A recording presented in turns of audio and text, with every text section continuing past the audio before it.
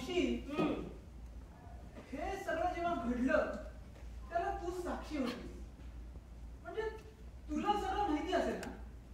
म्हणजे सगळं असं नाही रे, पण दादाचा पुण्याला यायचं ना तेव्हा बरंच काही सांगायचं रे मला. त्या पत्राबद्दल म्हणत असेल तर ते त्यांनीच तिला लिहायला सांगितलं. तुमचं लग्न मान्य नव्हतं ना त्यांना, म्हणून. पण मग त्यांनीच का नाही लिहिलं ते? काय की? अरे पण त्यांनी एक सांगितलं म्हणून हिला समजायला नको होतं का? इतकं टाकून कोण पत्र घेतं? अच्छा, म्हणजे पत्रात काय लिहिलं होतं हे पण त्यांनी तुला सांगितलेलं होतं? असं नाही, तू घर टाकलंस, येणं जाणं सोडलं ते फार लागून राहिलं रे त्यांना. तुझा विषय निघाला की फार बेचैन व्हायचं ते, म्हणून मग एक दिवस मीच त्यांना विचारलं. फारच मोकळेपणा होता म्हणायचं म्हणजे तुमच्या. म्हणजे काय म्हणायचंय तुला? नाही काय नाही काय नाही, मग असं का म्हणलास? टाक ना बोलून काय बोलायचंय ते. म्हणजे बोलण्यासारखं विचारण्यासारखं अजून काही आहे तर? रामा, तू काय आता लहान नाही राहिला. आय मीन नाही म्हण, एकदाच व्यंकटेश म्हणून टाक.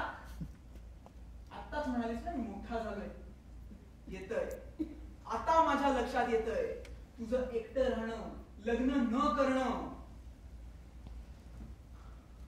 व्यंकटेश आणि मी लग्न करणार होतो, पण ती मध्ये आली ताई.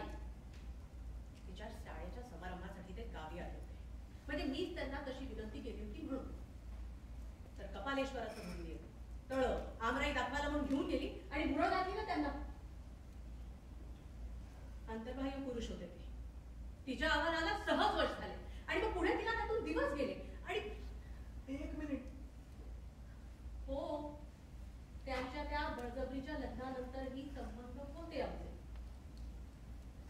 मन मोकळं करायला, एकमेकांशी बोलायला, काही निर्णय घेण्याच्या आधी चर्चा करायला त्यांना माझा सहवास हवा हवासा वाटायचा. अर्थात हे सगळं तिच्याबरोबर करणं कसं अशक्य ते मला सांगायचं. तिची तशी कुवत नव्हती. आणि हो, सहवास आणि इतरही सर्व काय एकमेकांचे होतो. झालं का तुझं समाधान? आता मला बहिणीच्या संसारात विष कालवणारी वगैरे ठरवलं होतं, कारण तसा त्यांचा संसार नव्हता, कधीच नव्हता. हे सगळं हे असं मला काही कळेल असं झालेलं. साहजिकच आहे रे, तुला तुझ्या आईबद्दल असं कळल्यावर. मावशीबद्दल, बापाबद्दल ही.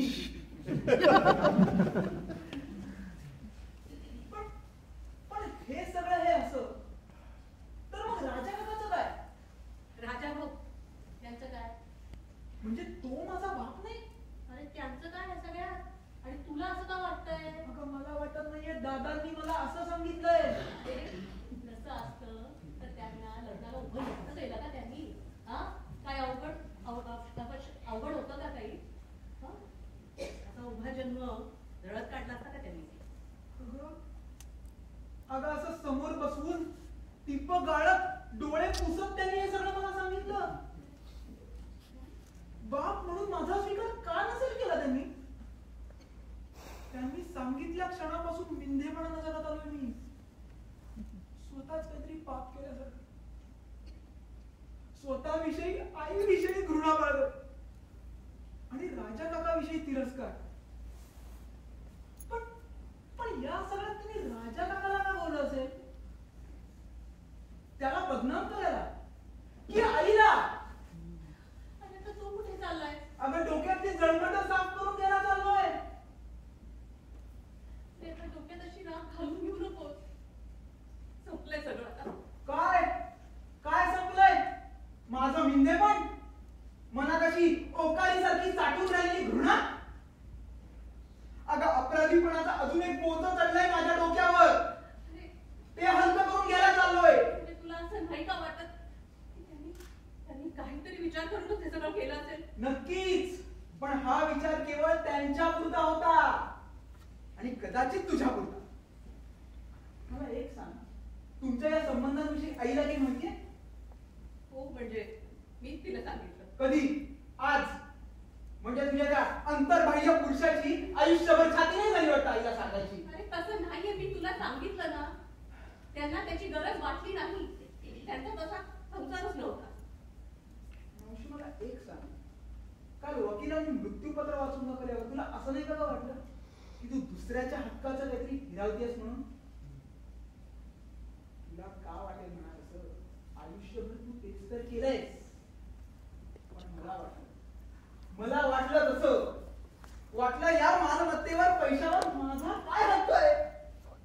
मी तर अनौरस, पण तुझ्याशी बोलल्यानंतर जरी माझा हक्क मला कळला असला तरी किळस येते मला, त्या पैशांची किळस येते. असं रागाच्या भरात काहीतरी बोलतोस तू आता. जान्हवीबाई, तुमच्या एक लक्षात येतंय का?